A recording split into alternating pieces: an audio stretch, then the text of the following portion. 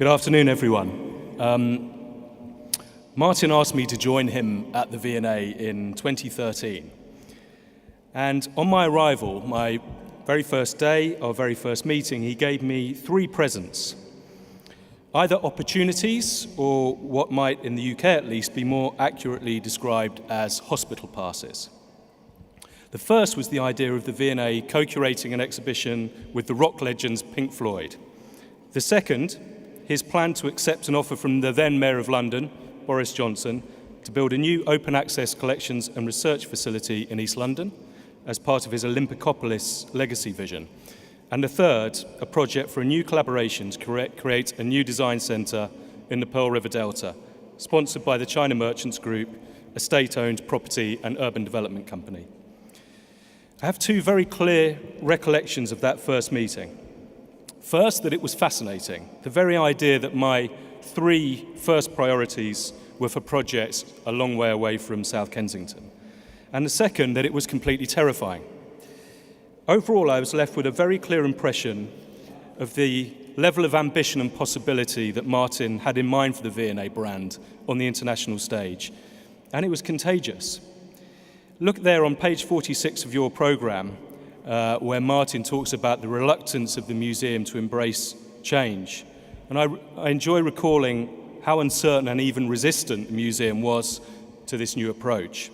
And it always makes me smile that at the time Martin left the V&A, we were flying an inflatable pink pig over the museum and had parked a Volkswagen camper van on the front steps. Typical of Martin's flair for disruption, mischief, humour, and of course, cars. But I want to talk about briefly today is the third of these 3 presents, the special relationship that the V&A has with China and the opportunity that we have embraced with the China Merchants Group to become risk-takers, innovators, entrepreneurs, collaborators, and above all, a trusted founding partner of a new design institution in Shenzhen. This oil painting shows the Great Exhibition, the opening of the Great Exhibition, the first World's Fair in London in 1851. Exhibitors from across the world came to showcase technology, design, and artistry. On the left, a small crowd of government officials surround Queen Victoria and Prince Albert, and on the right, a small group of foreign dignitaries. Amongst them is a man wearing traditional Chinese dress, Mr. Xi Sheng, who had arrived in England 3 years before on the very first Chinese ship, the Keiying, to ever enter British waters. He was personally invited to join the Great Exhibition by Queen Victoria as the unofficial representative of the Manchu government. And so through this chance encounter between the monarch and a Chinese adventurer, the UK cultural diplomatic relationship with China began. The V&A was founded shortly after this moment, using the proceeds of the Great Exhibition to provide access to great works of art and design and to provide inspiration to what we now describe as the creative economy. And from its inception, the V&A faced outwards to the world with an international outlook and with some of its earliest collecting taking place in China. And so it continued over a century and a half later with Prime Minister Cameron's trade delegation to China in 2013, including a small but perfectly formed representation from the UK creative industries, with the V&A on board, allowing us to sign an MOU with the China Merchants Group in Beijing and to put some much needed political weight and momentum behind the project. Perhaps more now than ever, in an increasingly volatile political landscape and with, at least amongst friends, let's describe it as a different relationship emerging between the UK and Europe, there is a meeting of minds in the UK between government, the creative industries, and cultural institutions that our established cultural brands are powerful, resilient, and flexible, that they should be leveraged well beyond the safe confines of the cultural world, that risks can and should be taken if museums are to achieve their intended impact and potential at home and internationally, and that new types of partners and new opportunities for synergy are the future for museums. This new policy landscape and the judicious deployment of soft power as part of it will be crucial to the UK's creative economy's ability to reach its full potential and has been vital for us in China. And so from Beijing to Shenzhen and the Pearl River Delta megacity, it's 50 million people and the cradle of the Chinese creative and manufacturing economy. 20 years ago, the landmark opening of Guggenheim Bilbao signalled a new role for cultural institutions in promoting this type of urban regeneration. And with the opening of Louvre Abu Dhabi just last year, the museum has now also gained an important part in another role, that of nation building. But for the V&A, our international priority is to invest in knowledge exchange, audience engagement, and joint content development, rather than bricks and mortar. And as a founding partner in Design Society, we can do in partnership what we simply could not do alone. Through this project, we are an art and design museum leading in placemaking, civic exchange, tourism development, economic development, learning programs, and community development.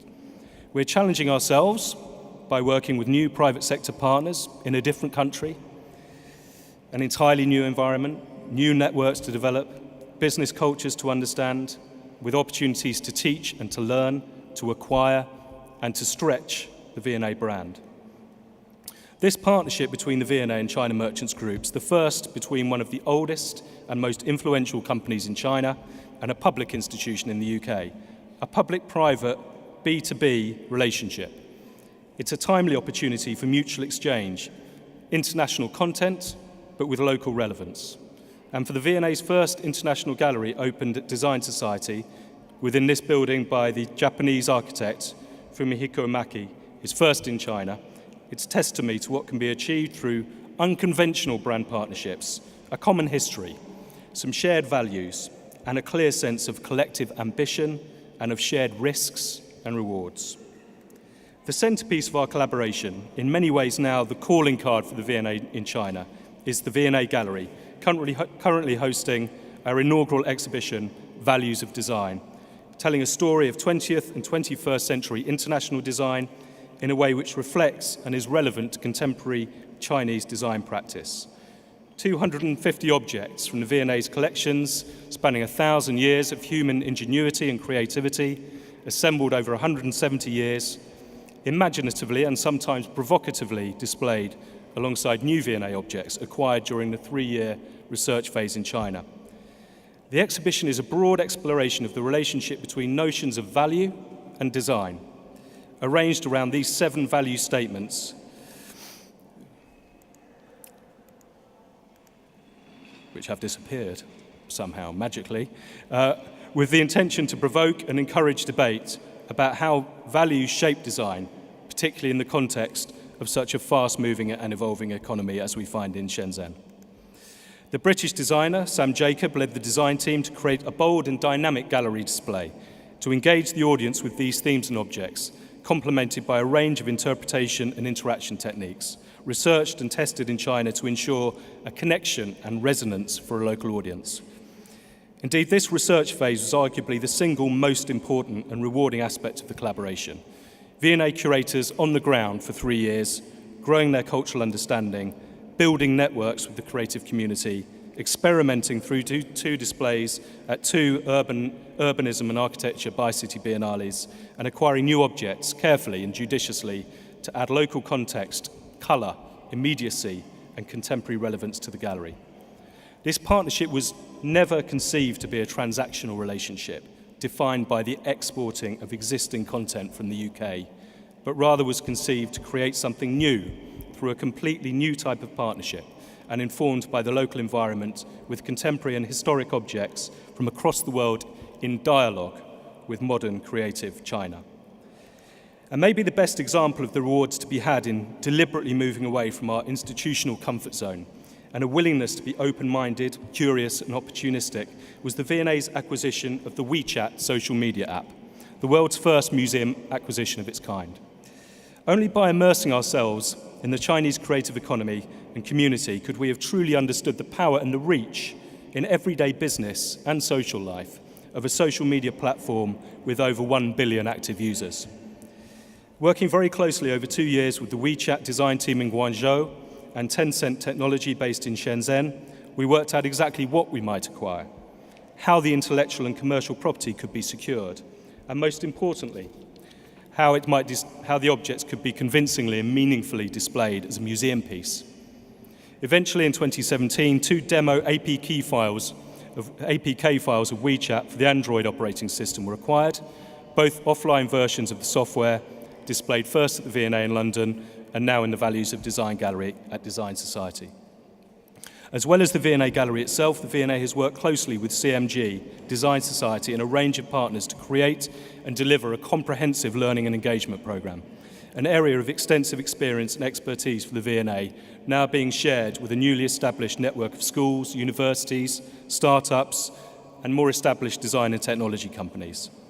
This has helped to inform an audience engagement plan that we hope will ensure the impact of Design Society and V&A's involvement is felt by real people in Shenzhen for many years to come, and now allowing us to be true to our early history as an institution founded in part out of the design school movement. So to finish, at a time when the UK creative and knowledge economy is a positive story, and with the post-Brexit landscape placing a renewed emphasis on international trade for UK companies and institutions, British museums, and maybe European museums too, have to be prepared to fundamentally rethink the nature and type of partnership they can develop as business and brand partners, as innovators, as exemplars of cultural collaboration, as experts in audience engagement and promoters of design education and entrepreneurship in doing business overseas. Whereas museums of the past once stood as bastions of state dominance, demonstrations of hard power displaying plundered cultural riches as shows of state hegemony, today that relationship is shifting. It is the language of soft power that now suffuses the world around international museum partnerships.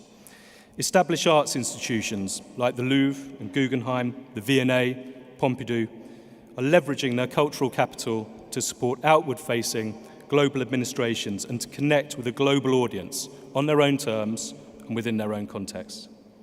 At the V&A, we aspire to stand out as a globally renowned international brand, but also to reach out to foster conventional and unconventional partnerships with a diverse range of international organisations to build reciprocity and trust, and to provide an innovative and often revolutionary sense of what contemporary British culture and identity can offer.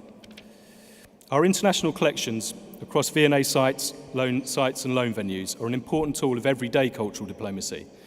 And I leave you here with a snapshot of the brands that we've collaborated with in recent years, since I joined Martin at the V&A in 2013, many from well beyond that comfort zone that Martin himself found so uncomfortable. He was a man of ideas and concepts, but he was also restless and a man of strong instincts and ultimately a man of action. Thank you, ladies and gentlemen, and thank you to all of my colleagues in China, and finally, thank you to Martin.